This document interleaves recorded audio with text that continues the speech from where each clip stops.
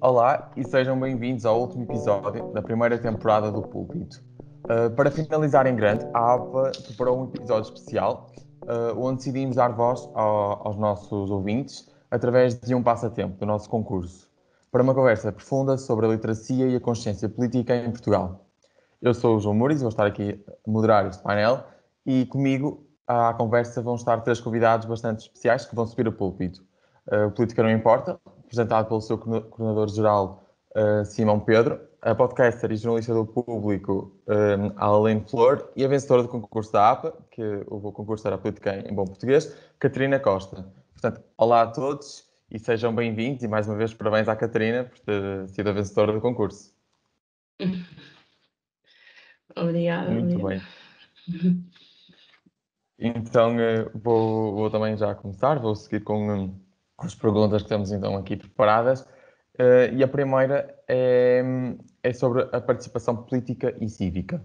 Ou seja, a abstenção eleitoral, como toda a gente sabe, é um grande problema da participação política em Portugal, nomeadamente no século XXI. Segundo a Pordata, em 1975, a afluência às urnas foi de 90%, enquanto nas últimas eleições legislativas nem chegou aos 50%. São muitas as razões apontadas para este interesse da população, mas poucas são as soluções apresentadas. Portanto, a minha pergunta é o que é que a classe política pode fazer, tanto a nível nacional como a nível local, para promover uma maior participação. Portanto, e começo contigo, Simão, por favor. Boa. Então, olá outra vez a quem? À Catarina, à Aline, ao João, um mega obrigado à APA, mega obrigado por estarem aqui comigo. Catarina, super obrigado por teres participado e por teres mostrado esse interesse. Então, olha, a primeira coisa que eu acho que essa pergunta exige de resposta é muito simples, que é que a abstenção seja um tema de conversa constante. Significa o quê? Aquilo que acontece muito é à semana há eleições, nesse dia aí a abstenção vai chegar aos 50, aos 60, aos 70, no dia a seguir, pessoal, isto é horrível, temos de tomar atitude, na semana a seguir já não há nada sobre a abstenção, ninguém diz nada, ou melhor, aquilo que se diz já não é tanto político, ou seja, já não é classe política, já não é nenhum representante nosso a falar, mas sim mais cidadãos, mais pessoas que ficaram preocupadas e que continuam a dar importância ao assunto, só que a classe política, não é, que tem o poder de mudar isso de forma tão deixa de falar no assunto. Portanto, sempre aí é a primeira coisa, que é levar a abstenção como um assunto sério desde o dia da eleição até o dia da próxima eleição.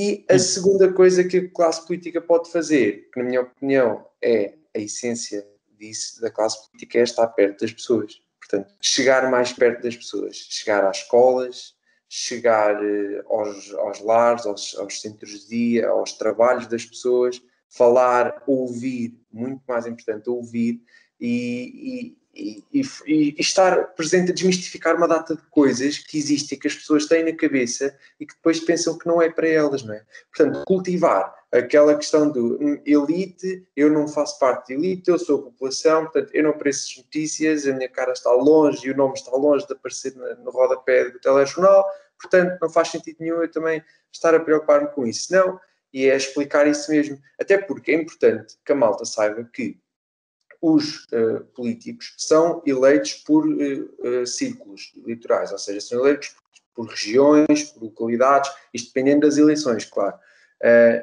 Portanto, aquelas pessoas foram eleitas pela região, por exemplo, onde nós estamos agora, onde cada um de nós está agora. Portanto, representa-nos a nós. Portanto, não faz sentido nenhum uma pessoa que me represente se não me ouvir, não é? E se essa pessoa não quiser vir ter comigo, também não vai conseguir representar-me bem. E se essa pessoa não me conseguir representar bem, também não vou ter vontade, não é? E se fosse uma pessoa mais conformada, não vou ter vontade de querer participar.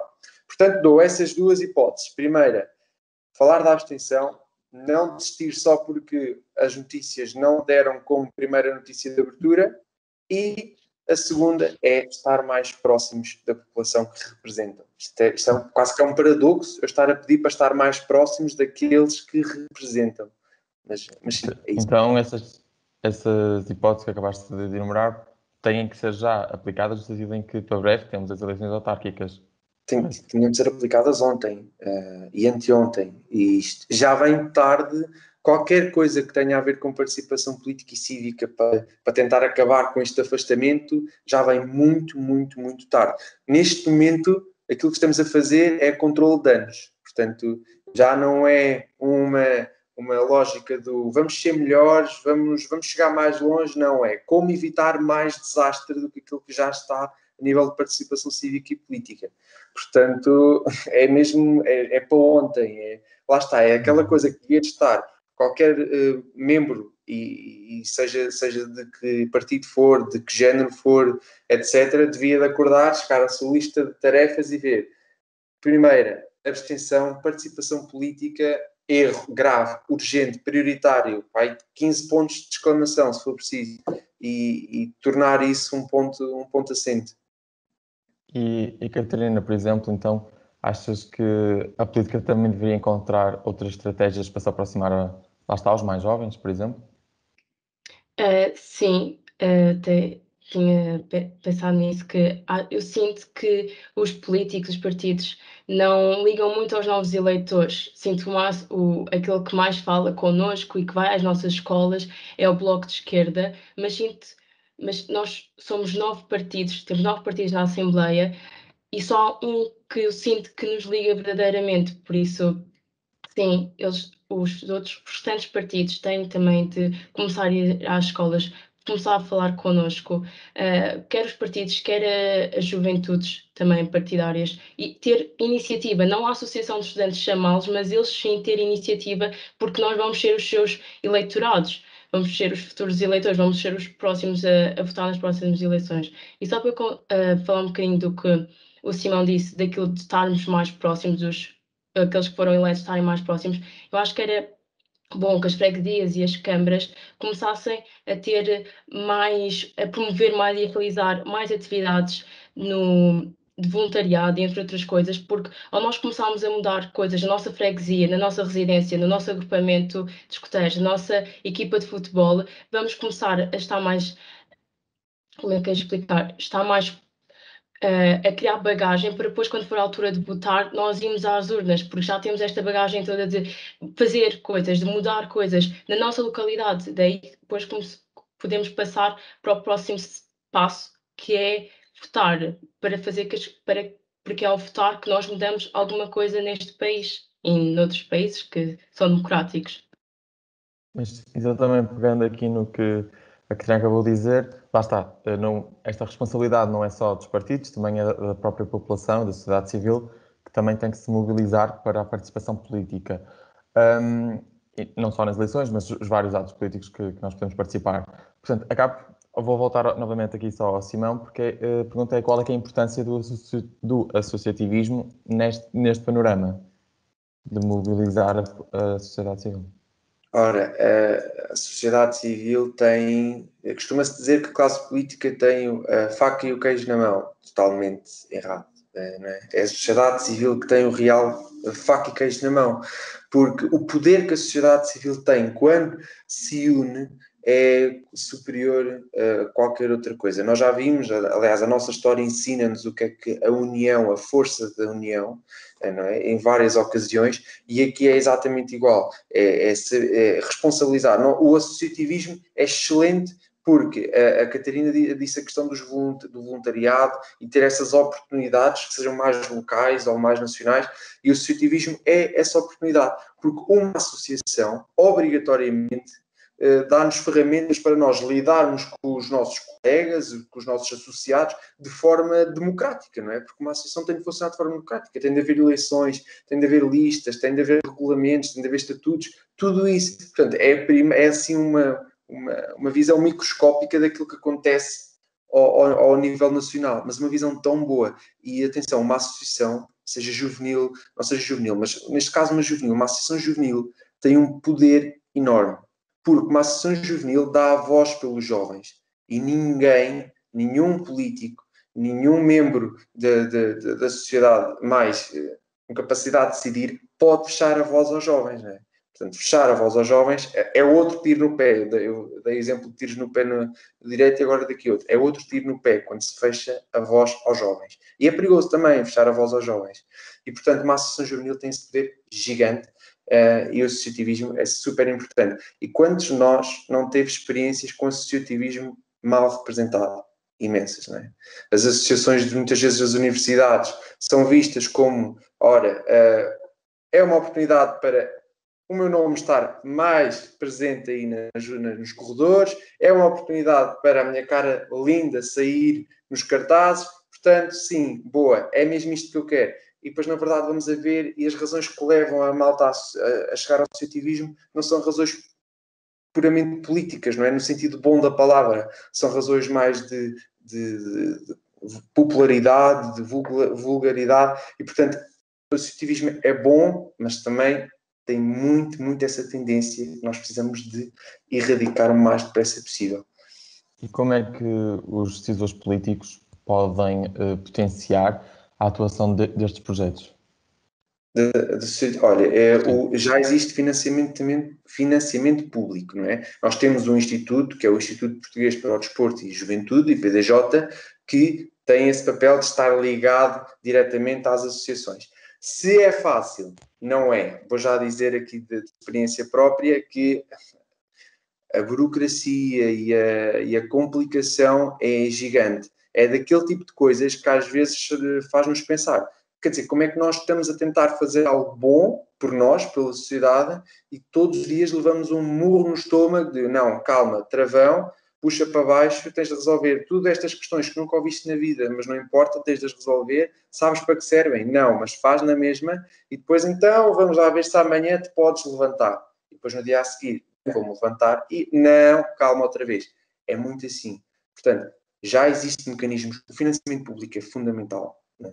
Porque a malta pensa que uma associação e um grupo de jovens, informal até, que quer fazer alguma coisa, que tem de sair das suas custas, não é? Portanto, não, os jovens, a maior parte dos jovens não são independentes, não são financeiramente independentes. E os jovens que querem tentar angariar fundos, por exemplo, para angariar fundos é preciso regras. Uma pessoa não pode ir vender bolos à estrada a achar que é legal, não é? E tudo isso para ter fundos para depois tomar alguma não sei, organizar um debate, organizar uma manifestação. Isso tem tudo em cargos. Tudo. E é mesmo caro. Às vezes as coisas nós não temos noção, mas são mesmo caras. E mesmo que sejam coisas para a comunidade, para a sociedade. E, portanto, tem de ser mais próximo também. A solução para tudo é a proximidade. Tudo.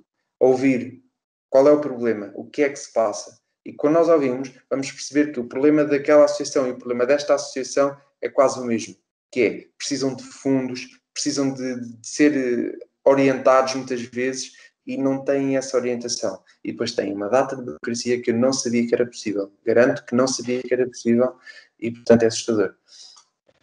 E também agora passando para um tema da literacia, que estávamos a falar antes de começarmos a gravar, eu gostaria de saber, e vou começar então pela Aline, se acha que os portugueses reúnem as competências necessárias para conseguirem serem capazes de identificar as fake news, por exemplo, e também de filtrar as opiniões enviesadas que muitas vezes circulam nos órgãos de comunicação social.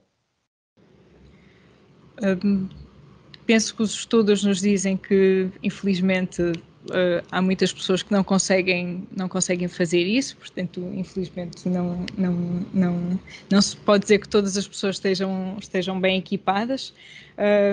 Também há a questão mais do que as pessoas serem, digamos, espertas ou suficiente para saberem distinguir esse tipo de coisas, também temos um outro fenómeno que agora também se sente muito e já se sentia nos últimos anos, que é das pessoas também acreditam no que querem, não é? E, portanto, procuram sempre a confirmação do que já acreditam, não é? Não querem ser confrontadas, a expressão, né, de andamos nas nossas bolhas e, portanto, às vezes têm algumas dúvidas sobre se é simplesmente uma incapacidade de compreenderem, né, que aquela notícia é verdadeira ou falsa, ou quererem muito que o que elas acreditam seja verdade, não é? Portanto, também temos esse problema desse aquecimento, digamos, de político, né, partidário que existe.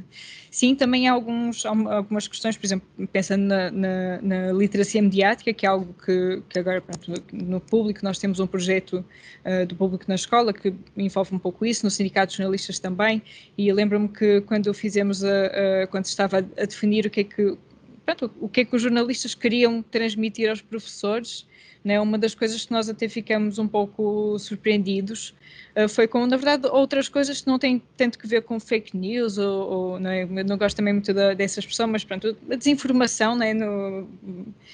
Informação falsa ou falsificada, que é, às vezes as pessoas também têm dificuldades, em termos de literacia, até distinguir, por exemplo, sei lá, quando estão a ver televisão, quando é que param as notícias e entra o entretenimento. Portanto, isso é muito fácil no telejornal, mas se calhar não percebem que quando, sei lá, uma Cristina Ferreira ou um Manuel Luís Goxa está a entrevistar alguém, não é o mesmo tipo de entrevista do jornalista no noticiário. Ou, por exemplo, um artigo de opinião, não é? Haver pessoas que têm critérios de formas de fazer diferentes e acho que não pronto, falta um pouco isso. Depois, claro, os meios de comunicação não são perfeitos, falhamos algumas vezes, portanto também é importante haver leitores que estejam atentos para nos chamar a atenção, mas tenho um pouco de pena, na verdade, que se misture tanto essas duas formas de informação de pouca qualidade, né, ou de nenhuma, porque acho que ainda em Portugal, felizmente, e pelo menos dos colegas dos órgãos maiores, isto raramente seria intencional, né? Não há assim tanta essa desinformação intencional como acontece no caso das fake news, não é? De haver informação distribuída para enganar as pessoas e para que elas não tenham boa informação. Permite-me só responder à pergunta anterior, porque eu gostei muito de uma coisa que o Simão disse agora, no final, sobre a solução para tudo é a proximidade, porque isto acho que é muito verdade, porque nós tornamos a política numa coisa assim um bocado abstrata e que só os geeks da política é que gostam, é que têm que depois perceber de tudo, e não é verdade, né? A política é tudo o que está à nossa volta e às vezes tem um pouco de pena que se calhar haja essa ideia de que a política é uma coisa lá longe no Parlamento e não algo que, como depois a Catarina também disse, não é? Por exemplo, uma ideia que ela deu das câmaras e das juntas de freguesia poderem ser mais envolvedoras das pessoas. E depois só uma pequena nota, né, tendo em conta concordo com muitas das coisas que eles disseram, mas uma coisa que ficou de fora e que na verdade é um ponto-chave da participação de qualquer pessoa é: eu participo se eu tiver tempo e condições para fazer isso.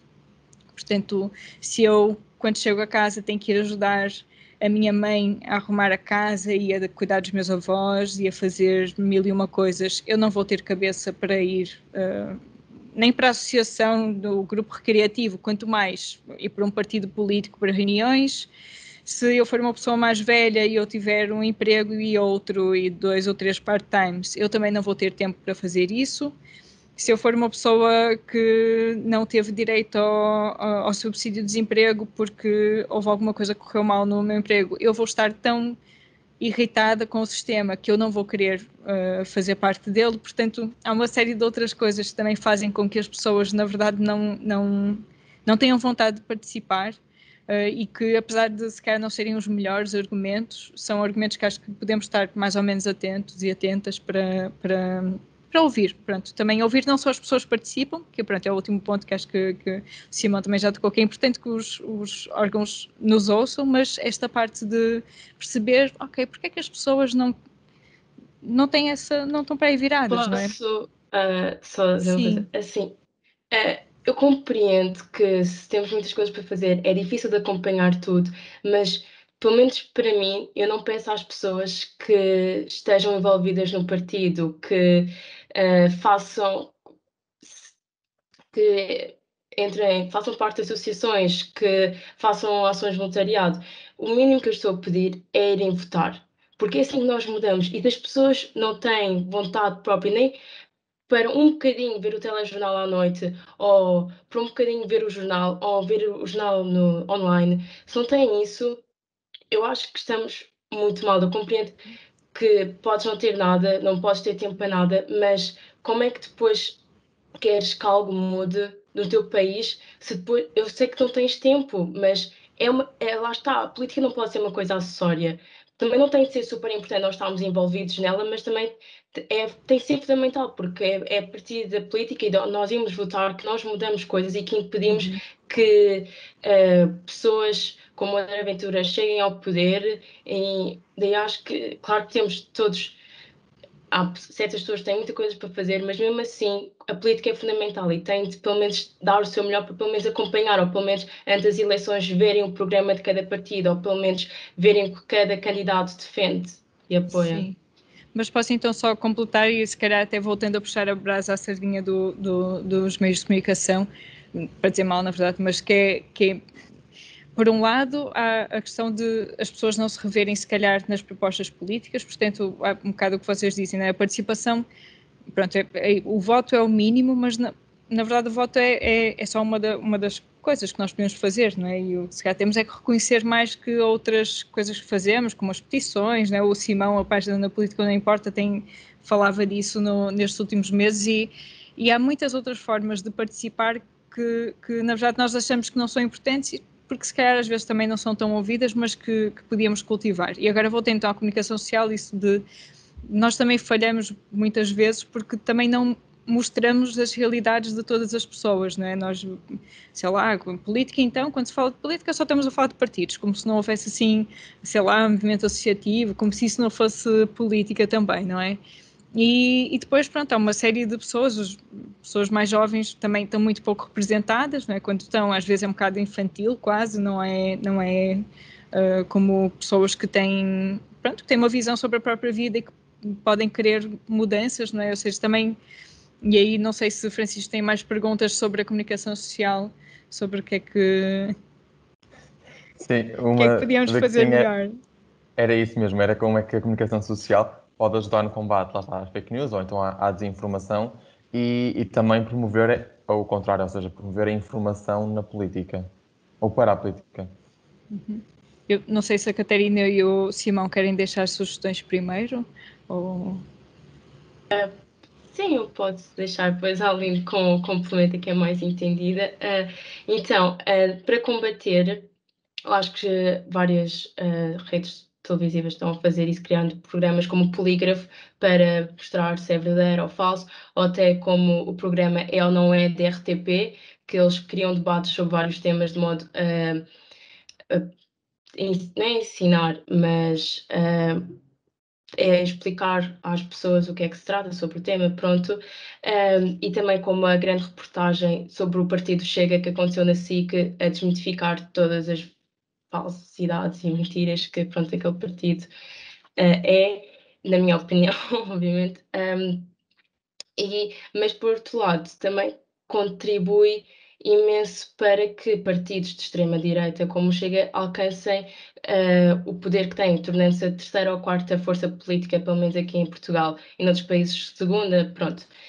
Nomeadamente a Cristina Ferreira e o Manuel Lisgocha convidando políticos para os seus programas, não tendo nenhuma oposição, simplesmente eles terem tempo de antena e partilharem as suas ideias, porque muitas pessoas vão estar a ouvir e vão este tipo só está a dizer mentiras, não vou acreditar, mas vai haver uma pessoa, ou até mais, que vai ouvir aquilo e que vai acreditar, porque estão-lhe a dar tempo de antena. Acho que é muito importante, se estamos a convidar estas pessoas, também ter oposição.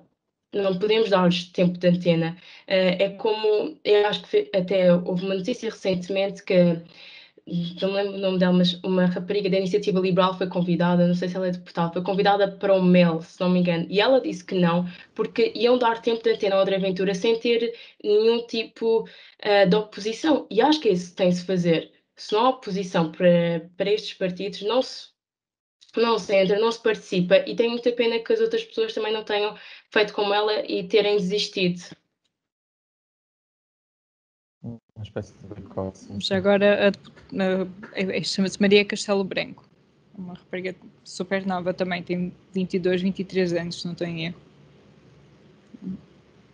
Então eu vou só dizer aquilo que acho mega rápido e depois a Aline com certeza saberá dizer melhor. O que mais me custa nos meios de comunicação é, primeiro, a credibilidade, né?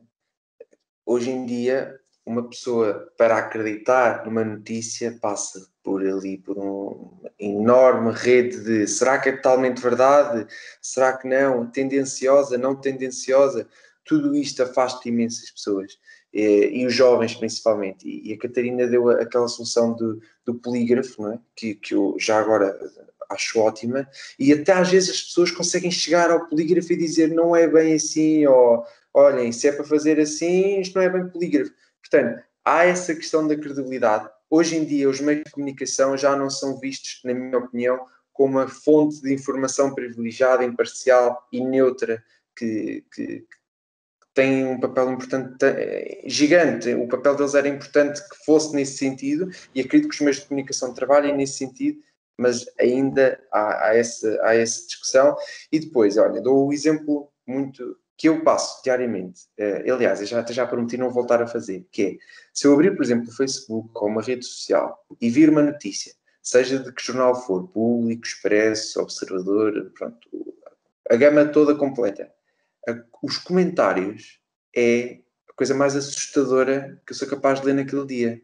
Não é? Às vezes tem uma notícia, sei lá, sobre violação de direitos humanos, e tem 77 comentários. Eu abro os 77 comentários e fico com um nó na garganta de, sei lá, de estar tão habituado, de aquilo ser tão normalizado.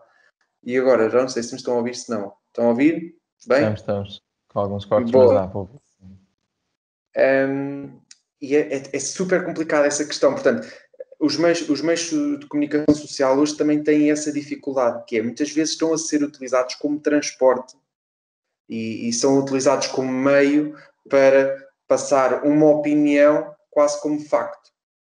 Não por vontade própria, mas, por exemplo, essa questão dos comentários, que, aliás, eu já não recomendo, prometi a mim mesmo que não ia abrir mais os comentários de qualquer notícia a partir de agora, portanto, deixar isso de lado. E, portanto, diria que a credibilidade e essa questão. E depois é assim, reforçar aquilo que a Catarina disse do tempo de antena. Super importante. É sempre aos mesmos. E já se percebeu que não resulta. Portanto, se não resulta com os mesmos, a solução parece um bocado evidente, que é variar. Aline, qualquer teu. Desculpa, João. Mas só um apontamento que era...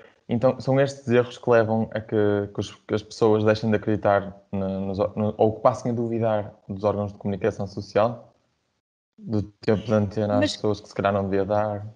Que órgãos de comunicação? Às vezes também me pergunto, né? Porque pronto, eu sei que existem órgãos como Correio da Manhã e a CMTV e que fazem esse tipo de trabalho, e se calhar nós, como jornalistas, e os órgãos que nós temos, as entidades deviam regular melhor esse tipo de falhas, mas eu às vezes fico quase confusa, porque eu não sei de onde é que as pessoas tiram alguma, sei lá, por exemplo, no meu jornal, né, de coisas de... Não é um jornal perfeito de todo, mas eu não me revejo nessa e mesmo noutros lugares, não é, noutros sites, mas há algumas coisas que concordo e que também tinha na minha checklist mental de coisas para dizer, esta questão quer dizer, da percepção, a solução primeiro é fazer bom jornalismo. Pronto, acho que é esforçarmos-nos mais para fazermos bom jornalismo, mais investigação, um bocado como a Catarina dizia também, que é importante até para, pronto, uma parte mais do nosso conteúdo de responder mais. E a outra parte seria a transparência, não é? De ser mais claro para as pessoas como é que nós fazemos como é que nós escrevemos, quais são os princípios orientadores. Pronto, se calhar para muitas pessoas não... Nós temos um exercício na faculdade, isto agora para dar só um exemplo de tipo de coisas que funcionam.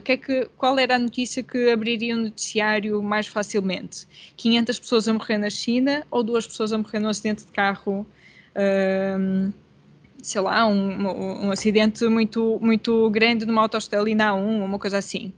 E tu pões o acidente na A1, porque proximidade, claro que 500 pessoas morrendo na China é muito importante, não é muito grave também, mas que é no sentido de que tipo de coisas é que se valoriza, pronto, dentro de décadas, séculos de jornalismo, o que é que, portanto, a profissão também tem algumas lógicas que não são muito fáceis para as pessoas de fora perceberem, e que às vezes também é...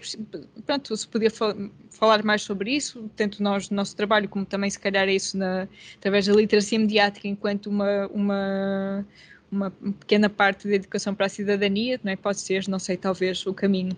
E depois eu acho mesmo piada e acho interessante como há um desencontro muito grande entre os debates que a sociedade faz em relação ao jornalismo e os debates que nós estamos a fazer enquanto jornalistas, não é? Porque esta ideia que vocês, que eu acho que existe, de facto, de que os jornais são muito parciais e até vem uma certa parcialidade, por exemplo, na forma como nós ouvimos sempre os mesmos e só os mais importantes e não como se não houvesse opiniões divergentes fora e às vezes até dentro, não é? E é engraçado porque na profissão, na verdade, o argumento é mais ou menos o mesmo. Nós ouvimos, ou sei lá, imagina uma crítica que às vezes faz. Porquê é que nós estamos sempre a ouvir tudo o que o Presidente da República faz?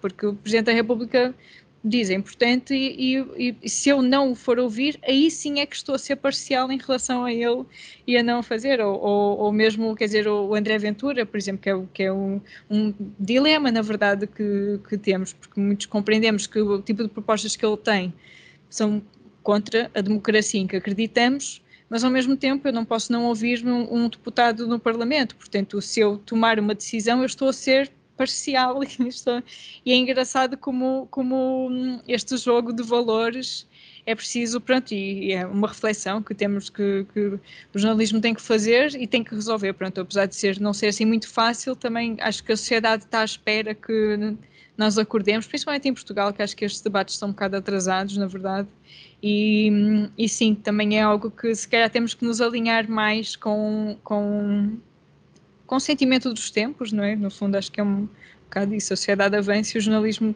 está a ficar muito para trás em algumas reflexões. E Catarina, também pegando num ponto que já falaste também há pouco, em relação às eleições, pergunto-te se consideras que os jovens, a partir dos 18 anos, se eles estão preparados para tomar essas decisões políticas ou essas decisões de uma forma consciente e informada. Então, pronto, uma vez sou jovem, tenho 18 anos e a maioria dos meus amigos também tem 18 anos e vai votar ou já votou, pronto, mas não, já vamos começar a votar, a maioria. Eu acho que sim, estamos preparados para e vamos votar com informação e bem informados. Eu encontro três tipos de jovens com 18 anos. Uns que estão imensamente preparados, já desde pequenos gostam, interessam-se pela política, até eventualmente escolheram ciência política, ou até não, mas vão acompanhando, vão vendo as notícias. Depois há outro tipo que começou recentemente, está um bocado a começar a ver as notícias, está a começar a meter-se a par, a ver o que é que cada ideologia defende, em vez de ver o que é que cada partido defende, mas sim o que é que a extrema-direita defende, o que é que o conservadorismo defende, o liberalismo, o socialismo, pronto, entre outros. E depois há outro que fez 18 anos, vai votar e não percebe nada. Sabe que existe o PS, sabe que existe o PSD, sabe que existe o Primeiro-Ministro, o Presidente da República, mas mesmo assim, estes que não estão tão bem informados, eles sabem que têm de ver o programa de cada partido, têm de ver o que cada candidato defende e apoia. Eu sinto que eles fazem isso, que eles vão ver, pesquisam, para depois poder sim fazer uma votação consciente. Mas claro que, pronto, isto é a sua grande generalidade, mas claro que há uma pequena porcentagem que não liga nada e vai votar e mete Bruno Lage ou outras coisas. Mas estamos a falar de uma pequena porcentagem.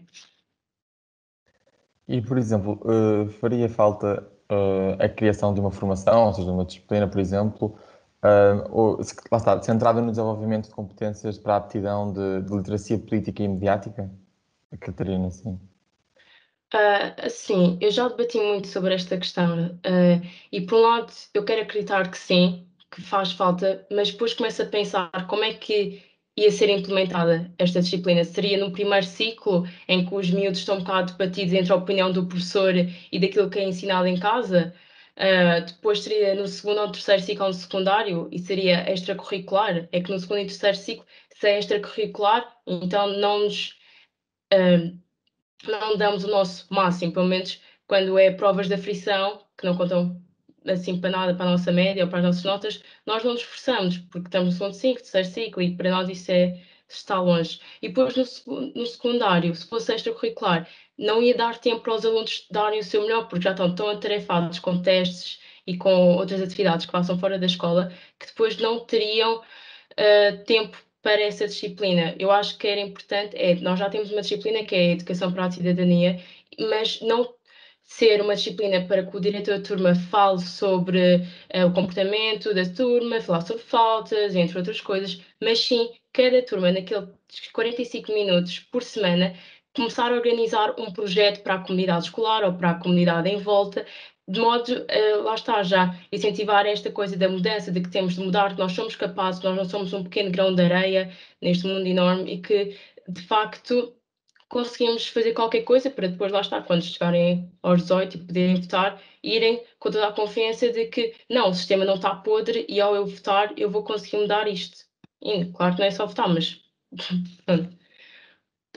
Não sei se querem completar alguma coisa, Simão ou Aline.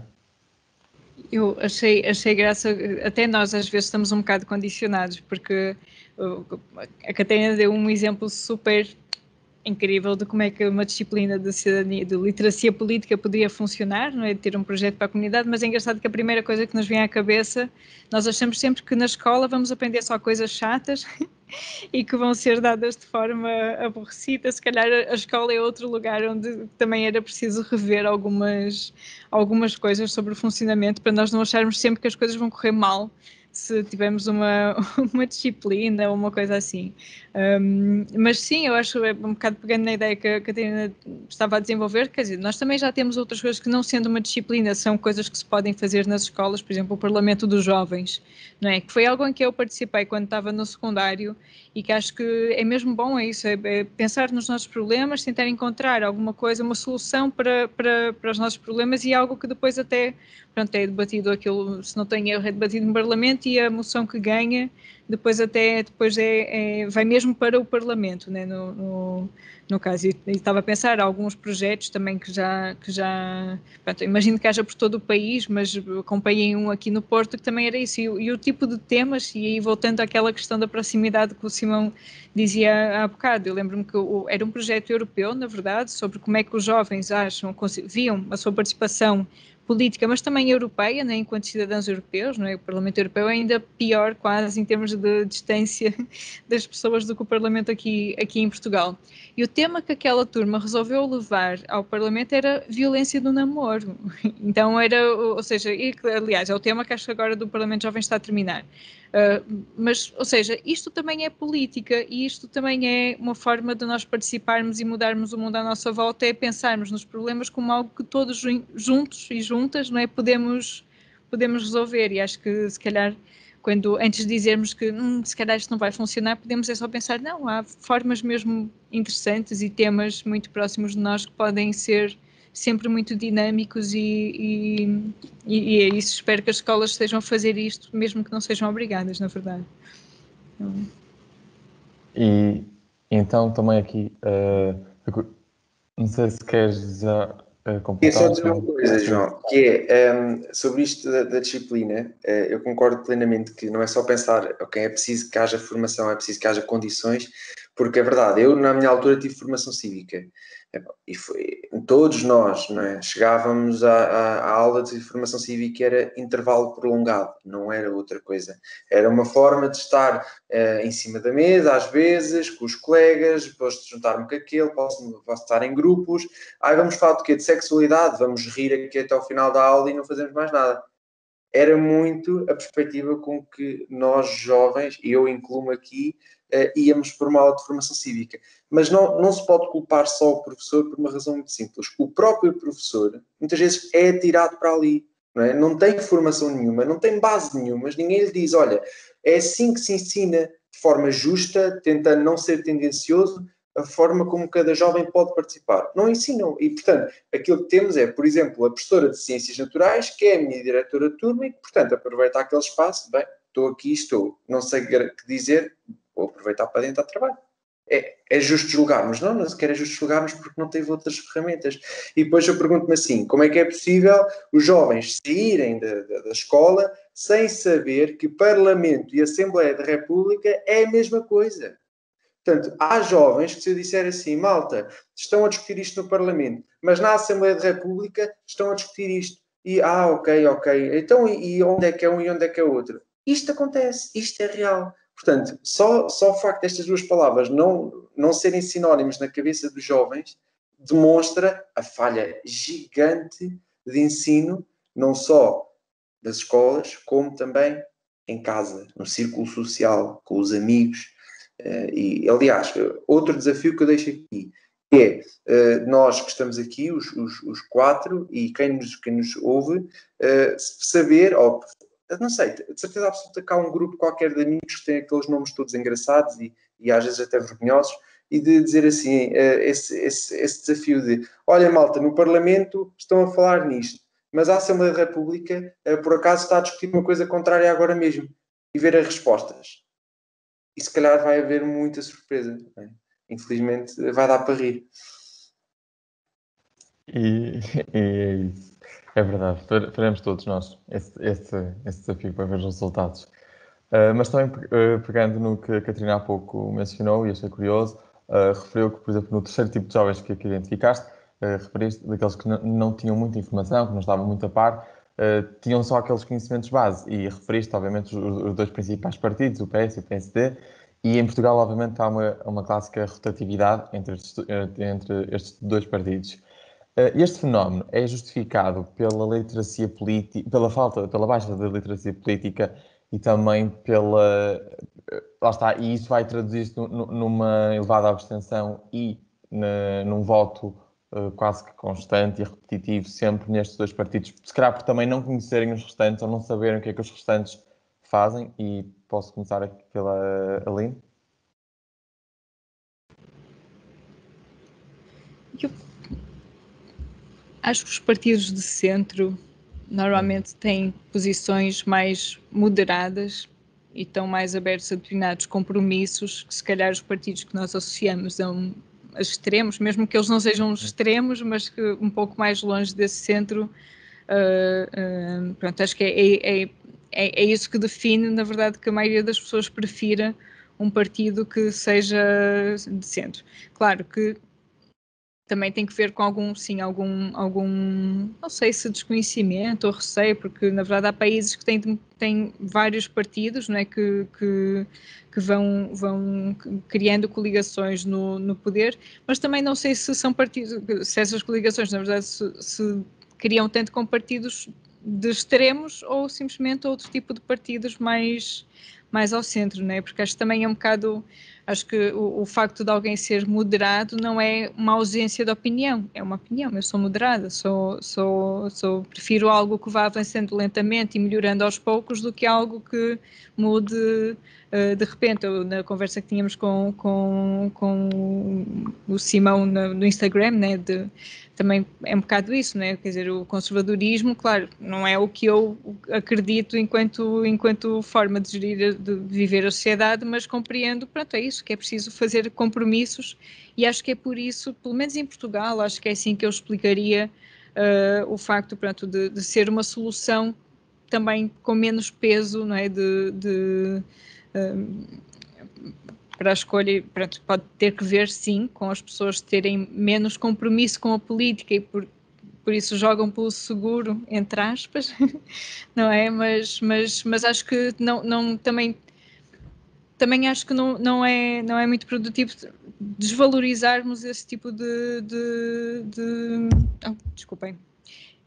Desvalorizarmos esse tipo de espaços que são de encontro, não é? De compromisso e não tanto de oposição tão clara. Acho que também, enquanto cidadãos, muitas pessoas provavelmente se sentem mais confortáveis também com esse tipo de coisas. Não é a minha forma, por exemplo, de ver e de votar, mas eu acho que, pronto, compreendo de certa forma pronto, um bocado agora usando o argumento que a Catarina disse antes. Espero que não seja só por preguiça, mas é uma decisão, pronto, que também é legítima e compreensível.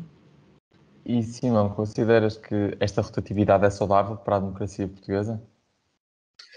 Se fosse saudável, se calhar hoje teríamos um panorama um bocadinho diferente, eu acho. E quando falo do panorama, não falo só do número de forças políticas que está no Parlamento. Isso não tem só desvantagens, mas, por exemplo, a abstenção tem só desvantagens. E, portanto, se calhar, lá está, para ser saudável significa que hoje nós estaríamos pior do que estivemos ontem, e estamos.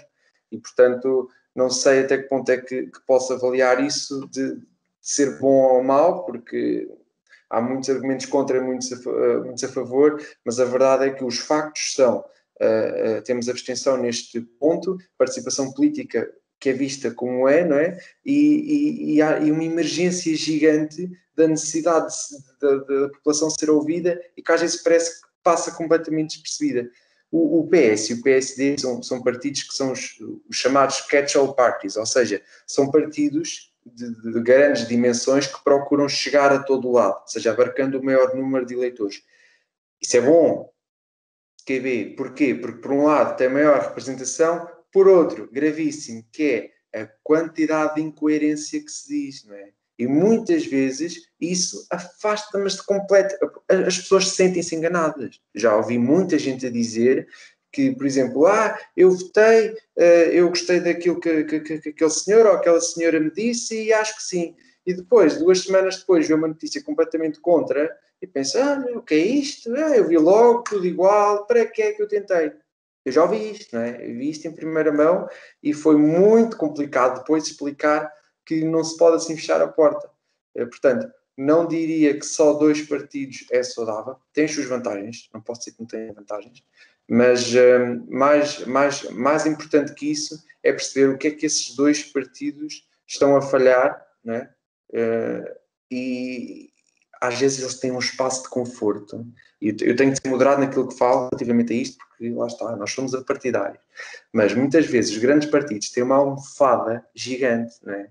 Podem dar assim um maior trambolhão, ou serem assim um bocadinho menos justos, mas não faz mal porque a almofada vai ali amortecer a queda. E isso também é muito grave, ou seja, são quase vistos como partidos que podem fazer erros que não é por isso que vão ter muita margem depois nas eleições de perderem. E, portanto, essa responsabilização é fundamental. Só queria dizer uma coisa. Eu acho que é normal esta rotatividade. Não sei se é saudável, porque há várias coisas que, por exemplo, no governo do Cavaco Silva e do Durão Barroso, se não me engano, o CNS sofreu imenso, na minha opinião, foi onde começou a surgir as PPPs, as taxas moderadoras, e a partir daí foi o início, na minha opinião, para a crise onde o CNS encontra-se hoje. Por isso daí, se o PS tivesse continuado, talvez não teria acontecido isto e o CNS não estaria na crise que está hoje, mas por outro lado, lá está, por exemplo, na minha opinião, a TAP não devia ser, nós devíamos estar a injetar tantos milhões na TAP, numa empresa que já está falida há não sei quanto tempo e não sabe quando é que nós vamos voltar a viajar para outros países, e que no fundo eu acho que os portugueses não utilizam a TAP porque é muito mais cara. Portugal não é um país muito rico, os portugueses não são muito ricos, por isso optam pela Ryanair e outras companhias low cost. Por isso, acho que vale muito mais a pena estarmos a injetar estes milhões para a saúde, que é muito mais importante do que uma companhia aérea. Mas, por outro lado, também temos no governo do Passos Coelho, quando se vendeu a EDP, que é uma companhia de eletricidade, que é um recurso necessário, agora ninguém vive de eletricidade, mas pronto, lá está, não consigo dizer se é saudável ou não. Mas acho que esta rotatividade é normal, porque o PSP, eles fizeram 100 anos este ano e dizem que são o partido do futuro. Serão? Não sabemos, cada vez as sondagens dizem que baixam só, e depois o PCP tem um discurso que não é muito apelativo para as camadas mais jovens e que, lá está, como eles são um partido comunista português, pode levar as pessoas para não votarem neles, pois o Bloco de Esquerda tem um eleitorado muito volátil cá entre o PS, o PSP, ora vota Bloco, ora vota PS, ora vota PSP. Depois a Iniciativa Liberal é um novo partido, não podemos dizer muita coisa. O CDS está aí pelo mesmo caminho que o PSP, e depois temos o Chega, que está cada vez mais crescendo. Pronto, isso tem a ver com outros 500, outros fatores. E lá está, os únicos partidos que parecem que estão fortes é o PS e o PSD, e que têm um eleitorado já fixo e que daí é normal esta rotatividade. Pronto, era só isto que eu ia dizer.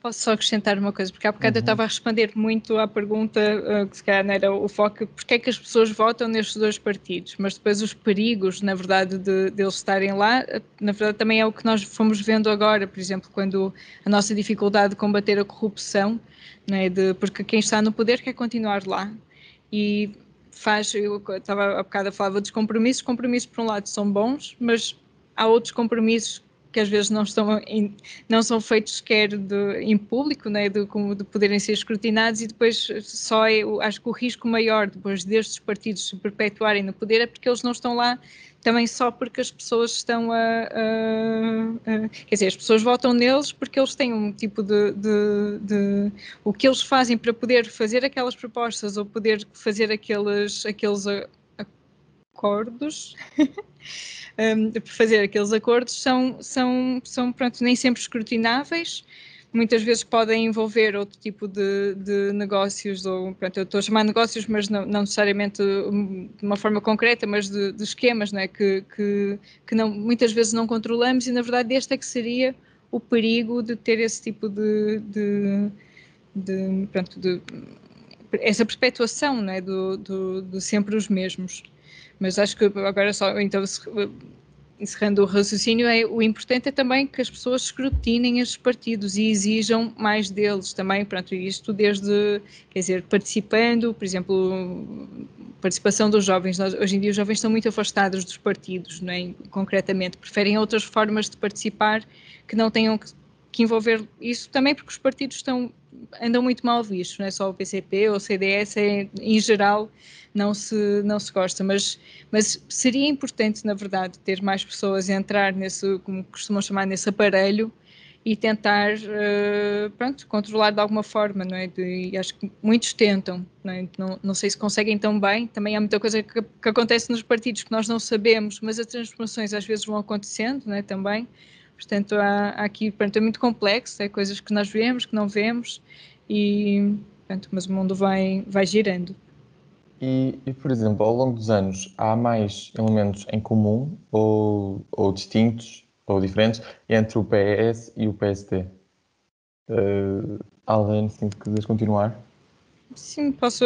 Primeiro, acho piada sempre quando nós vamos fazer, porque os partidos têm nomes que são sempre um pouco mais à esquerda, até pelo ambiente do 25 de Abril e a forma como muitos surgiram na altura da ditadura, não é? Identificam-se com nomes que na verdade não são os que eles de facto defendem, não é? Então, por exemplo, o PSD na verdade não é, quer dizer, vai sendo também, porque Portugal é um país que é muito dado a isso, mas não seria a definição do Partido Social Democrata como na Europa se costuma chamar. O PS faz parte dos socialistas e democratas, não é? É um partido social-democrata nessa definição. O PSD é um partido, faz parte do grupo é o Partido Popular, não é? Democratas cristãos, também pronto, mais próximo ali do CDS.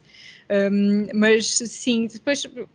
Quer dizer, sim, eles vão se aproximando ou afastando, na verdade, sei lá, nós agora vemos a forma como o PS nos últimos 5 anos se colocou mais à esquerda, não é, do que, quer dizer, há 10 anos eu não me lembro de ter pessoas do PS a defender determinadas coisas, como hoje é super natural pessoas do governo defenderem, não é? Portanto, acho que também, pronto, do bom e o mau que os partidos têm, né, as mutações que eles sofrem para se manterem no poder também levam a isso, né? Vão às vezes aproximam-se, outras vezes divergem, pronto, vão aproveitando as oportunidades, não é? Portanto, não sei se há uma resposta para isto, porque eles vão estar sempre a mudar e a fazer, na verdade, o que for preciso para continuarem a receber votos das pessoas. Portanto, só espero que seja, pronto, caminhando para bons lugares. Então, ou seja, se calhar a probabilidade de ocorrer no país um fenómeno parecido a um partido cartel, mas que se calhar não só um partido, mas dois, não vai existir porque eles acabam por agora, nomeadamente mais recentemente, acabam por afastar um pouco o PS e o PSD? Se calhar já passo a palavra ao Simão, à Catarina, mas acho que porque uma parte também, feliz ou infelizmente, da política é a oposição, ou seja, também eles na verdade têm votos porque se opõem não só pelo que defendem, mas também por aquilo que não defendem. E portanto acho pouco provável e acho que é por isso que não é tão comum, por exemplo, o PS e o PST se juntarem dessa forma, porque eles também precisam de ser contra alguma coisa, da mesma forma que o Bloco de Esquerda e o PCP também foi uma coligação esquisita que eles fizeram, que não era uma coligação do governo, era só no Parlamento e ainda assim era muito tópico a tópico, não é? Mas porque também é preciso haver dizer o que é que, ok, nós defendemos isto, mas também nós não defendemos aquilo que os outros estão a fazer, portanto votem em nós. E eu acho que isso, pronto, esse mecanismo da política é que faz, acho um pouco provável, mas também tudo é possível, lá está. Tudo, para eles terem votos, acho que vai ser sempre, mas eles perdem mais do que se calhar ganham em se unirem. Mas também não sei como é que vocês, Catarina, Simão, veem esta... Sim, não, eu concordo completamente, até nós já tivemos um debate na minha aula de Ciência Política sobre isto, o que é que aconteceria nas próximas eleições legislativas, porque, como as sondagens indicam, o PS não consegue formar governo com a esquerda, só se o Bloco de Esquerda subisse e se o PCP subisse também, mas isso, o PCP de subir não sabemos bem, está um bocado incerto e o Bloco, pronto, tem um eleitorado muito volátil. Então, as opções ou era formar-se, lá está, o quartel central, que sim, entre o PS e o PSD, ou então fazer uma geringonça à direita, incluindo o Chega, porque se não for o Chega não se consegue formar governo. E nós estamos a pensar muito e verdadeiramente nós não sabemos como é que vão ser as próximas legislativas, esperemos que a esquerda suba, porque pelo menos nós temos de ter este cordão sanitário à volta do Chega. Nós não podemos normalizar, nós não podemos fazer aquilo que aconteceu nos Açores, normalizá-lo e trazê-los para o governo. Não pode acontecer, apesar do Tribunal Constitucional ter permitido legalizar o Chega, nós não podemos, porque nós vemos pelos seus discursos e isso tudo, que eles são contra o sistema, são contra a democracia e todos os partidos democráticos, de CDS, PSD, PS, todos eles têm que fazer um cerco sanitário, e um cerco sanitário é diferente de ilegalizá-los, porque ao ilegalizá-los estamos a dar mais força do que eles já têm. Mas voltando à pergunta, eu acho que não basta eles unirem e iam estar a matar a política, porque a política é o debate, é a discussão de ideias e eles são opostos, eles não podem, quer dizer, podem sempre juntar-se, mas acho que ia-se morrer um bocadinho da política portuguesa aí, daí concordar sim com a Aline. Não sei se queres concluir. Boa, sim. Então, olhem, eu apostava aqui 1 milhão de euros se eu tivesse, em como isso nunca vai acontecer. Não pode mesmo acontecer. E no dia em que algum político, seja do PS, PSD, sugerir isso, já a seguir tem muitos problemas à porta. E muito por uma razão muito simples, que é duas questões que tanto a Catarina como a Aline falaram. Em primeiro lugar, oposição em política é vital. Portanto, tem de existir oposição. Podemos discutir, a oposição é uma boa oposição ou esta oposição que acontece é uma oposição no sentido de fazer melhor, de responsabilizar pelo lado melhor, ou só no lado de denegrir a imagem dos outros para que a minha imagem se sobressaia. São oposições muito diferentes.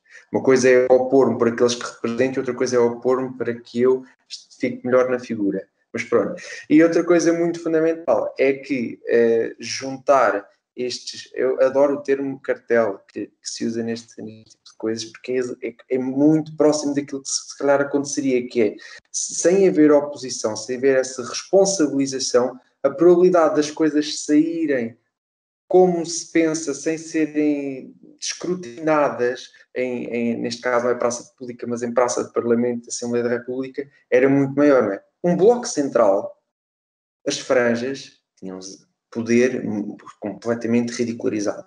E, portanto, seria muito complicado nisso. A democracia só funciona quando existe oposição. Senão não há democracia.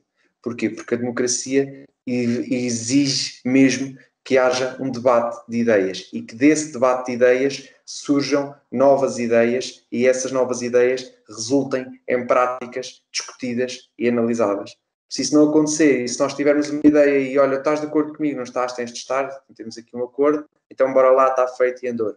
Não pode acontecer. É muito, muito, muito... Olha, isso eu consigo responder que não é nada saudável. Termos os dois partidos de centro coligados. E, portanto, eu tenho a certeza absoluta que isso não vai acontecer. Lá está. Não posso dizer absoluta, mas posso apostar dinheiro nisso. Se eu tivesse, apostava bem nisso. E tenho a certeza que ganhava. Ok, então também agora, fazendo já agora aqui uma passagem para uma outra temática, em 2020 o índice de percepção de corrupção da Transparency International colocou Portugal com 61 pontos, ou seja, já descemos e é uma das posições mais baixas que atingimos, salvo erro, desde 2012. Enquanto que, por exemplo, a média da União Europeia é de 66 pontos, portanto estamos atrás. A classe política está preocupada com o combate à corrupção? Há uma resposta eficaz além? Sim, preocupada parece estar. Se é eficaz, não. Acho que todos vimos e, pronto, apesar disto ser mais um jogo de percepções do que se calhar, pronto, em termos de uma avaliação sobre justiça ou não, também todos vemos e ficamos um pouco chocados, né, quando há uma acusação gigantesca ao primeiro-ministro e ele, depois há só determinados tipos de crimes é que conseguiram ser aplicados, pronto, depois há toda a avaliação sobre se aquilo foi bem ou não aplicado pelo juiz de instrução, mas depois o crime de corrupção, que na verdade, aparentemente foi mais ou menos claro que nós não temos uma lei que é sequer eficaz para abarcar, não é, a complexidade e a teia de nuances, digamos, que acontecem quando esse tipo de coisas fazem. Portanto, depois agora, a pergunta é sempre difícil, não é? Quando perguntas se os partidos estão interessados em fazer isso, porque, claro, o discurso público, sim, só que também estão todos com as suas limitações, né? O que é possível fazer dentro dos interesses lá dentro. Também a lei, por acaso, há quando vamos falando com os deputados, a forma como se propõem leis, né, as coisas que estão em causa, também é mais complexo do que às vezes nós achamos. Portanto, eu sou sempre a advogada do diabo no sentido de o sistema é muito pesado e há muita burocracia em muitas coisas, mas às vezes a burocracia também nos protege, pronto, dentro do que se chama do Estado de Direito, né, de proteger sempre, mas sim, eu gostava de acreditar que este esforço, pelo menos público, era um pouco mais eficaz, não é? Mas pelo menos, pronto, eu fico descansada pelo menos que o assunto se fale, não é? Que é algo que pronto, pelo menos vimos agora morreram algumas propostas, vamos ver se continuam, pronto, se o esforço não para, mas eu na verdade não tenho resposta, quer dizer, se há ou não, porque nós nunca conseguimos perceber verdadeiramente se é algo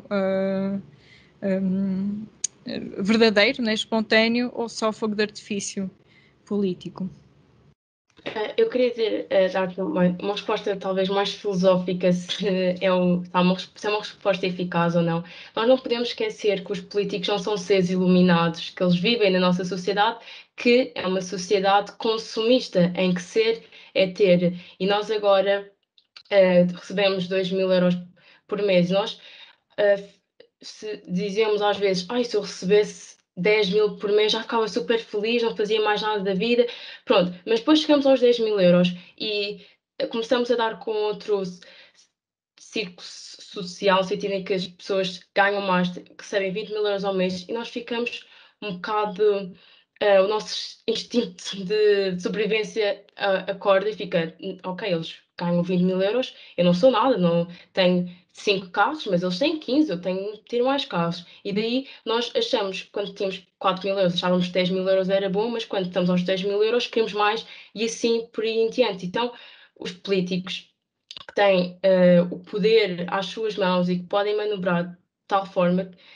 e pronto, acabam por fazer isso. Eu não quero dizer que o poder é corrupto, porque eu quero acreditar que há políticos bons e que, mesmo se estivessem no poder, não iam ser corruptos, mas a verdade é que os exemplos que nos mostra é que, pronto, de verdade o poder é corrupto, porque lá está, nós estamos nessa sociedade consumista e acho que para os casos de corrupção diminuírem, pararem até. Nós temos de mudar primeiro a mentalidade, a nossa sociedade, como é que nós funcionamos.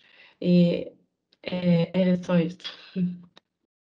Não sei se também queres aqui completar, Simão, mas Sim. aproveito só para juntar também aqui ao debate que uma sondagem relativamente recente feita pela Aximage para a TSF, JN e UDN referia que 21% dos inquiridos confiavam nos partidos políticos para o escrutínio ou para o combate à corrupção.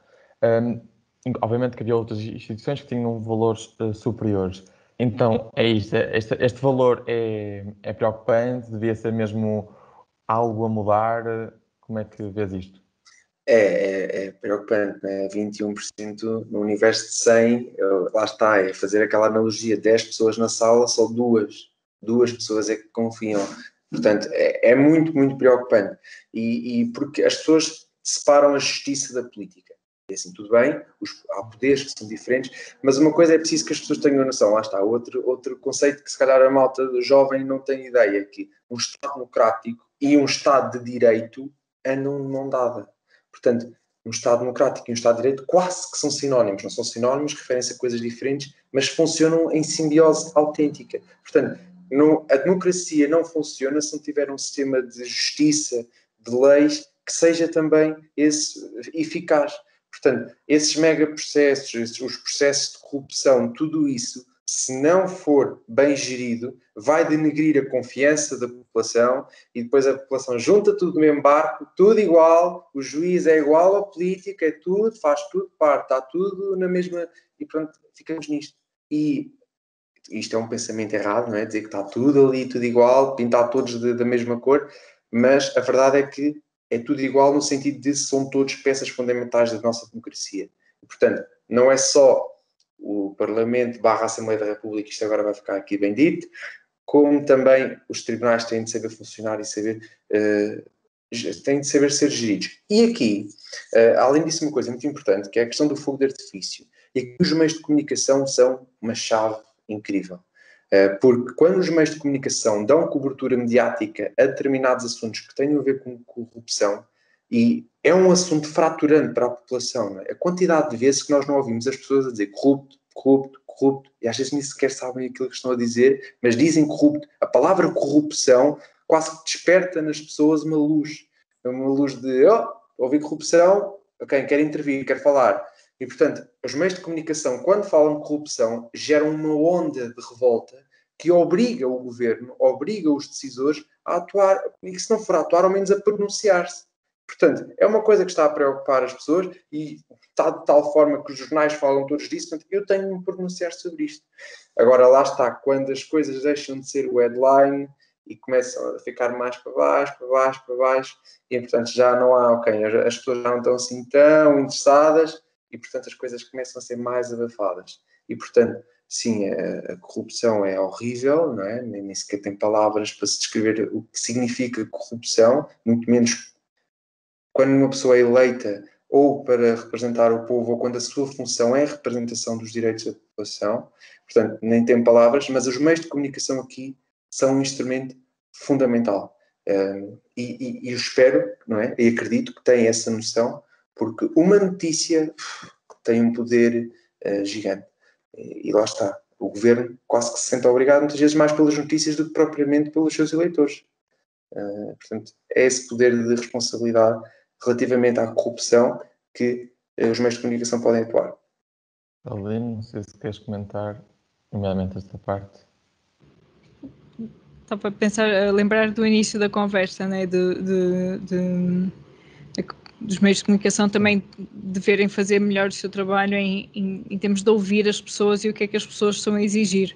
Porque sim, há alturas, pronto, deste tal de fogo de artifício em que se fala muito dos assuntos, mas a verdade é que há associações em Portugal, não é, e em todo o mundo, que trabalham, por exemplo, sobre as questões da corrupção, né, e da transparência o ano todo, todos os dias, e mandam e-mails e relatórios e estão sempre a chamar a atenção, e realmente é uma questão de se criar, não é? A comunicação social, na verdade, sempre foi especialista em criar pequenos happenings noticiosos, portanto, não seria algo tão complicado, né? Acrescentar uma pergunta sobre isto sempre, mais vezes. Portanto, sim, reconheço esse papel. Eu só queria deixar claro, quando falava do processo de José Sócrates, não estava a fazer juízos de valor nenhum sobre se há ou não, portanto é isso, o processo ainda está a correr, ainda é muito turvo, portanto não é nada claro, portanto só não era um juízo sobre se aquilo é ou não, só acho um bocado aquilo que o Simão disse, depois a justiça funciona de uma forma tão diferente da nossa vida, não é? E tem códigos tão diferentes que depois também é isso, não, a forma como as leis, de facto, pronto, é bom que elas se aproximem mais, se calhar até dessa linguagem que nós usamos, e pronto, infelizmente algumas vezes banalizamos, mas que vamos usando até para não se criar esse efeito de sendo ou não justo, de ser tão estranho aquilo que nós vemos acontecer quando os casos são julgados. Pronto. Há uma coisa que eu tenho mesmo de dizer, que é outra coisa que é muito importante relativamente à corrupção, que é o medo hoje de ser acusado de corrupção. Extremamente importante. Tenho a certeza que hoje cá há representantes políticos, principalmente aqueles que entram na política e que têm aquela questão de ok, eu tenho de fazer melhor, eu quero fazer melhor, eu sei que isto é tudo uma classe que está muito denegrida, portanto eu quero fazer melhor. E há esse medo gigante de ser acusado de corrupção. E esse medo, muitas vezes, os mídia, a comunicação social tem um papel fundamental, não é? Porque como está em cima do acontecimento, a maior parte das vezes, e como tem esse poder de mostrar ao público uma realidade, e portanto o medo da corrupção também é uma ferramenta contra a corrupção, porque a responsabilização, isto tem um nome só, que é responsabilização, se o fizeres, vais ter responsabilidade na hora, não vai ser atirado para baixo do tapete, e isso deixa um medo gigante, que é, ok, eu tenho que ter cuidado com aquilo que faço. Sim, ao mesmo tempo vivemos num país super sui generis, onde, na verdade, como é que é? Quem rouba mas faz, não é? Nós também temos presidentes de Câmara condenados,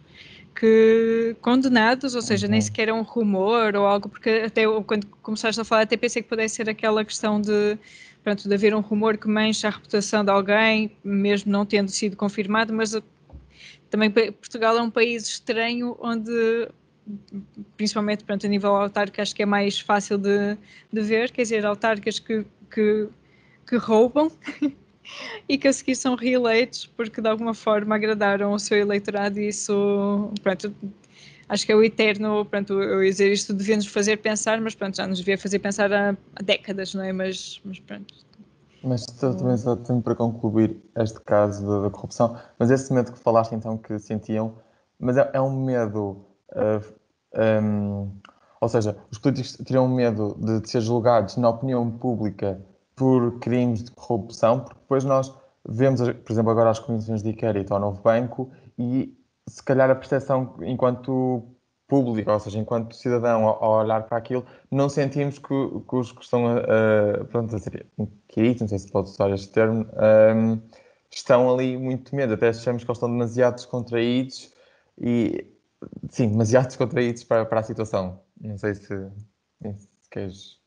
É completamente normal, mas é assim, eu tenho quase a certeza absoluta que não há ali nada de descontração. Eu diria mesmo que é uma imagem, às vezes, que se monta, porque o caso do novo banco, que é por ser banco, não é? Precisa que as pessoas se associem a ele. E um banco, a principal qualidade de um banco tem de ser confiança. Portanto, eu pergunto hoje qual é a pessoa que ouve o nome Novo Banco e não desperta logo ali quase uma memória traumática ou então uma memória de cuidado, calma, travão. Portanto, essa confiança é completamente abalada. E essa confiança é abalada pela quantidade de notícias, pela quantidade, lá está, de responsabilização que é feita pelos cidadãos e pelos meios de comunicação social. Portanto, podem não parecer ter medo, mas eu tenho a certeza absoluta que muitos deles estão com o pensamento de damage control. Já nem sequer são tão a tentar controle de danos, controle da imagem pública. Lá está, um cidadão só confia se não tiver motivos para desconfiar. É tão simples quanto isto. Se lhe derem motivos para desconfiar, chapéu. E nós sabemos bem que com o bom português não estou a dizer no sentido de bom e mau, estou a dizer no sentido de o português tem aquela a vontade de criticar e de não, isto comigo não, a mim não me enganam. E, portanto, essa ideia é muito presente. Então, agora avançando para o nosso último tema, também já fomos aqui falando, mas da estagnação governativa, a falta de literacia e a descredibilização da classe política são todas razões apontadas para o crescimento da extrema-direita em Portugal e no mundo. Tudo isto é, entre aspas, um caldo perfeito para tornar as pessoas mais permeáveis à propaganda política enganosa e aos populismos, e se calhar começava pela Catarina.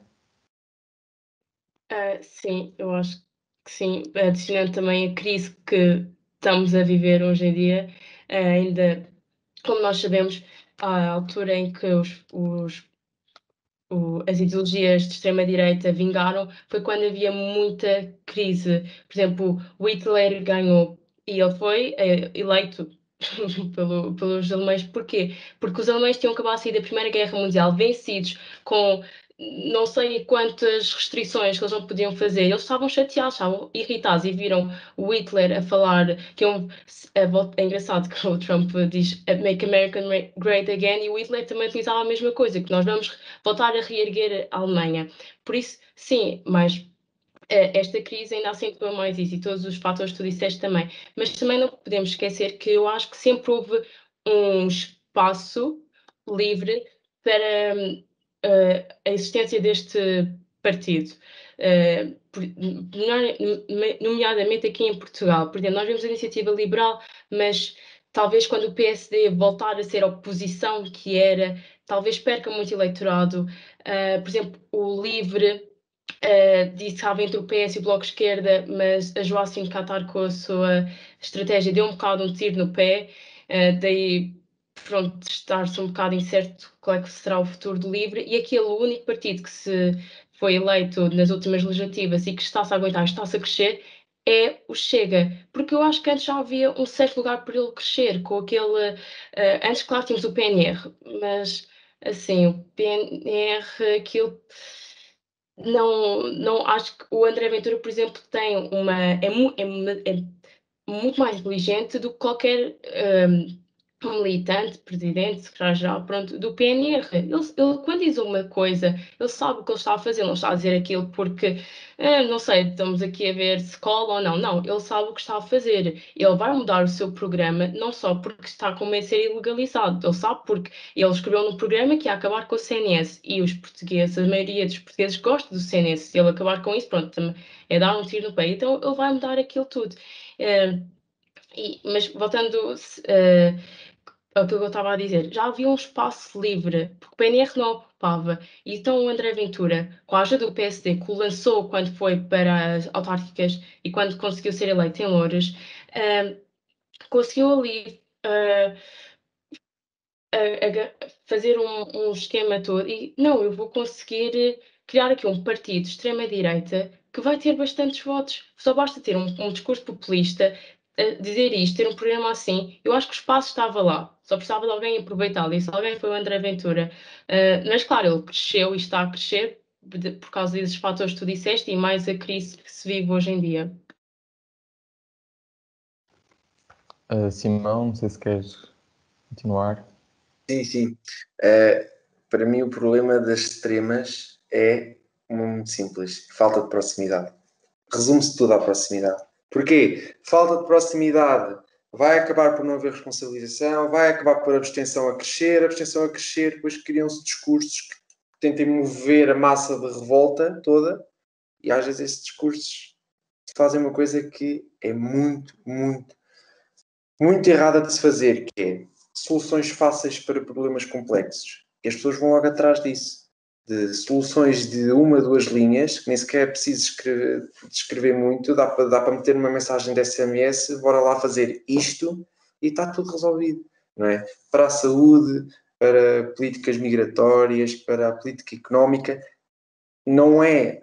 E o cidadão que não tenha grande conhecimento, lá está, ouve aquilo, acabou, é exatamente o que eu queria ouvir, está aqui no ponto. Só vejo desvantagens, não vejo problema nenhum. E depois, quando isto se diz, ainda recebemos aqueles comentários de o problema só é difícil porque a classe política tornou-o difícil. Não é. Lá está, essa simplificação, que é muito do discurso populista, tem muitos adeptos. E esses adeptos têm não tem uma única, mas para mim é a principal causa, que é a falta de ligação com os políticos que tentam não ser populistas, e não ser populista é um desafio. Isto que eu estou a dizer pode ser contraditório, mas é verdade. Não ser populista é um desafio, porque é preciso explicar às pessoas que muitas vezes é preciso fazer sacrifícios, e muitas vezes os sacrifícios que fizeram foram mal usados ou foram mal interpretados por alguém, e olha, eu sei que esse sacrifício não correu como era esperado, mas olha, agora vai precisar de fazer este sacrifício. Não ser populista custa, e é difícil, não é? Porque as pessoas estão logo prontas a julgar, estão prontas a perceber, não, eu ganhei, eu perdi, então se eu perdi acabou, não quer cá mais conversa. Portanto, se houvesse essa abertura... Viu-se muito bem isso nos debates para as presidenciais, que pelo menos quando era um debate contra a Ventura, que eles tinham, pelo menos eu via-se na cara deles, que eles estavam com dificuldade de não chamar os nomes ou de não cair nas falácias dele e de manter a postura, e de, claro que uns foram mais bem sucedidos do que outros, mas viu-se, como o Simão disse, que é difícil de não cair num discurso populista. Sim, e aliás, quem está na oposição também facilmente cai, porque justamente é isso, né? Vê, entre aspas, soluções, e que muitas vezes têm que ser simplificadas, não é? E são depois algumas de facto mais simplistas do que o necessário para os problemas complexos. É engraçado, quando ele começou a falar em proximidade, eu tinha escrito aqui proximidade e ia começar, vou citar o cinema outra vez, porque acho que é isso também que acontece, né? Acho que realmente o caldo estava todo lá, mas acho que é muito importante perceber que os países onde isto cresceu mais foi o que a Catarina dizia, da crise, do ressentimento, das pessoas se sentirem esquecidas e sentirem que não foram ouvidas, e depois misturando nisto, houve uma crise, pronto, não sei, eu licenciei-me no auge da crise anterior e passei anos, quer dizer, a procura do emprego fixe, minimamente satisfatório, e realmente é horrível achar que não há políticas suficientes para nós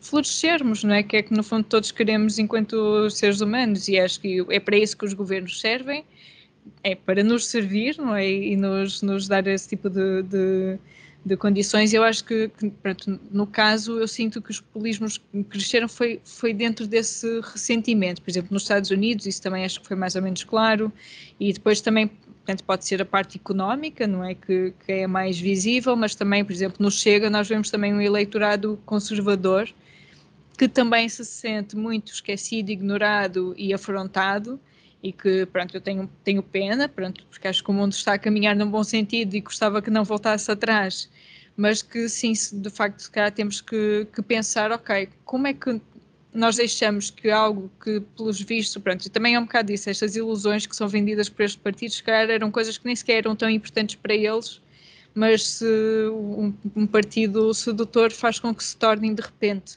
coisas que eram muito, muito importantes, mas temos que lidar com elas, não é? E acho que pronto, mas eu apontaria a questão económica, na verdade, como o fator assim mais porque é mesmo impactante na vida de toda a gente não conseguir criar os filhos pronto, para eles serem felizes, tipo, não conseguir o emprego que pronto, aqui não sei se todos nós já andamos ou estão na universidade, e há muita gente que nem sequer teve isso como horizonte, não é? E, portanto, pensar também fora da nossa caixa, e perceber que a vida não é sempre boa para toda a gente, e há muita gente que é isso, para quem que é completamente invisível nas propostas políticas, é invisível na comunicação social, não é? E esses partidos, infelizmente, perceberam que isso é um nicho, entre aspas, de mercado, não é? Partidário. E para combater então este crescimento, muitas vezes fala-se da necessidade, e também aqui a Catarina já mencionou, de um cerco sanitário à volta de Chega, e também de uma certa polarização à esquerda. Mas estas soluções são eficazes, ou apenas constituem uma solução a curto ou médio prazo, uma vez que não contemplam verdadeiras mudanças estruturais no poder político? Simão, se quiseres. Certo. Então, a primeira coisa que eu acho que tem de acontecer é, isto tem de provocar uma enorme reflexão interior nos partidos que estavam cá antes, não é? Onde é que nós falhamos para o eleitorado que tínhamos agora estar a dispersar? Isto tem de ser uma das principais preocupações dos partidos que já existiam e das soluções políticas nas autarquias, nas juntas de freguesia, porque depois alastra-se, não é? Como é óbvio. Portanto, tem de haver essa reflexão interior. E depois, essa reflexão tem de dar consequências e práticas, não é só. De facto, se calhar, se eu não fosse tão abstrato naquilo que digo às pessoas, não é? Se eu tivesse uma linguagem mais concreta quando falo com os eleitores, eles perceberiam melhor. Portanto, este tipo de soluções têm de ser postas em prática. Porque uma das coisas que as pessoas dizem lá está, isto é falando que as pessoas, nós temos as soluções todas. Uma das coisas que as pessoas dizem eu não percebo grande coisa. Parece que cada vez que chegam, me vendem um salmão de cor diferente, mas não deixa de ser um salmão. Portanto, eu já estou assim farto. E a verdade muitas vezes, os discursos que nós ouvimos são complexos e não são descomplexificados para uma pessoa que não tem o estudo da ciência política, o estudo do financeiro, o estudo do económico. Portanto, estamos a falar com uma pessoa que é representada pela outra. Se não se souberem entender, se uma estiver a falar mandarim e outra estiver a falar francês, não vai dar. Portanto, isso aí é logo a primeira questão. A segunda questão, o cerco, é muito complicado. Pode dar duas hipóteses, que a primeira hipótese o cerco funciona e as extremas são, nesse sentido, mais... é quase que fica como uma questão de memória, olha, que isto aconteceu, mas houve o cerco que resultou, ou então o outro lado, que e atenção que isto já se ouviu, então o objetivo é isolar, então esperem e vejam, e depois isto ainda gera ainda o dobro da revolta, e o dobro da revolta ainda pode trazer mais confusão. Portanto, muito difícil dizer se o cerco é a solução ou não. Há exemplos por este mundo fora, aliás, no nosso continente, onde as extremas foram incluídas no governo, na lógica do, não os vamos combater, mas vamos integrá-los e tentar dar um papel mais pequenino. Portanto, é aquele ditado do os inimigos perto e os inimigos ainda mais perto. Portanto, têm um papel pequenininho, estão aqui debaixo do meu braço, portanto, vão com calma. Isto resulta, eu podia dizer aqui 2 exemplos em que um resultou-se minimamente e outro foi um desastre total e que só ainda deu mais espaço e trampolim de crescimento. Portanto, essa solução, eu não consigo dizer se uma coisa é eficaz ou não é eficaz, consigo ver vantagens e desvantagens nas duas, mas sei que aquela que é fundamental é uma reflexão interior na nossa sociedade, nos nossos partidos e daí sair consequências. Portanto, não focar tanto, atenção, não deixar de saber que existe ali um problema, mas, ou seja, não acusar tanto e olhar para dentro primeiro. Se calhar eu diria que isso tem de ser feito já. É outra coisa que era para ontem. Não sei se, Catarina, também concordas que este cerco, por exemplo... Sim, concordo com isso. Eu só queria também que não somos só nós temos de refletir isso tudo, mas também a comunicação social, lá está, como falámos anteriormente, também tem um papel muito importante nisto de intensificar ou não o peso de um determinado partido. Por isso acho que eles também fazem parte da resposta para evitarmos este crescimento da extrema-direita.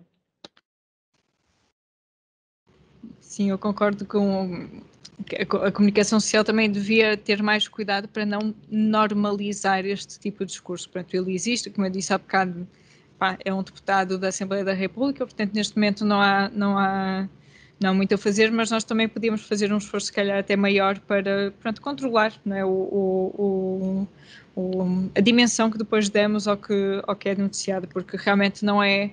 Quer dizer, é um partido com um deputado, mas não tem a mesma divulgação que, por exemplo, uma Joacine Catar Moreira, que também, eu não lembro agora em número de votos, qual foi a diferença entre o LIVRE e o Chega, mas na verdade, estava a pensar agora na forma como ela foi eleita e o tipo de movimento que ela criou. Claro, é um partido que já tem um trabalho muito para trás, mas também É isso, olha, também se calhar até encaixa na definição do populista, não é? De também defender coisas, pronto, ter slogans muito, muito fortes, mas é isso, também juntou pessoas que estavam descontentes e que não se viam revistas, não se reviam, né, na política, né? Pessoas negras, foi uma das questões que ela trouxe, né, visibilizou, mas então, só voltando então à pergunta, se um cerco sanitário se funcionaria, eu tenho pena dessas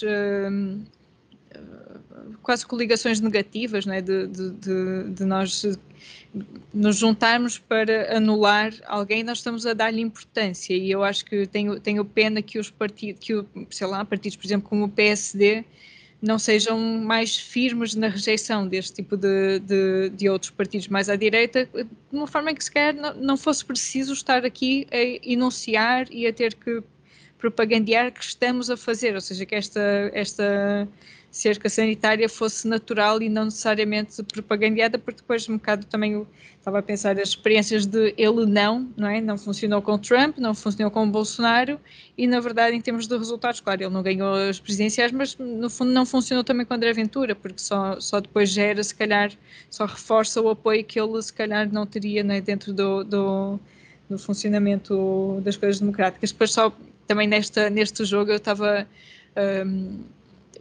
ontem a participar a assistir a uma aula, e ela falava sobre esta questão dos direitos versus liberdades, não é? Porque o direito é sempre um direito contra alguém ou contra o Estado, né? Eu tenho que ser protegida de alguma coisa.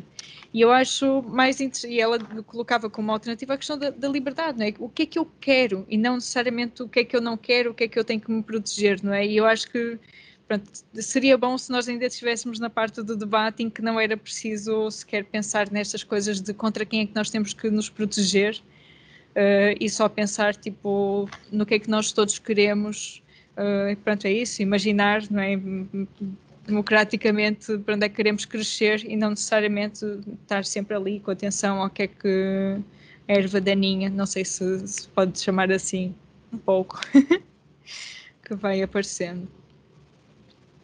E estamos a aproximar-nos também do final. Começamos aqui esta conversa, este debate, falando da abstenção, das eleições, chamar os jovens, não só os jovens, mas a população em geral, e a solução apresentada é a proximidade. Para vários problemas é a proximidade. E depois fomos continuando por falar da literacia, da falta ou da presença da literacia política e mediática também na população, que é necessário os portugueses estarem informados e informarem-se corretamente, com as devidas fontes, com os devidos meios de comunicação também, e eles serem plurais, ou seja, dando bem uma paisagem do panorama político nacional, de uma forma também imparcial.